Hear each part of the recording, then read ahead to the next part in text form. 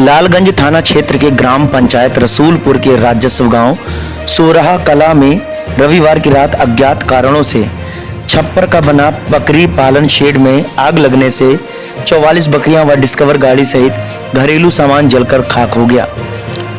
सोरहा कला निवासी नितराम चौहान पुत्र महंगू गांव के उत्तर सीवान में छप्पर का बकरी पालन शेड बनाकर बकरी पालन किए थे, जिसमें 44 बकरियां थीं। दीपावली के दिन परिवार के लोग दीपावली मना रहे थे। नितराम भी भोजन करने परिवार में गए थे। अज्ञात कारणों से आग लगने की सूचना ग्रामीणों ने दी तो जब तक गांव के लोग पहुंचे तो सब कुछ जलकर खाक हो गया। गांव वालों के प्रयास से आग पर काबू पाया, जिसमें घरेलू सामान, इन्वर्टर, डिस्कवर मोटरसाइकिल सहित 44 बकरियां जलकर खाक हो गईं। ग्राम प्रधान प्रतिनिधि अजय पाल ने चौकी इंचार्ज पशु चिकित्सा अधिकारी व हल्का लेखपाल को अवगत कराया।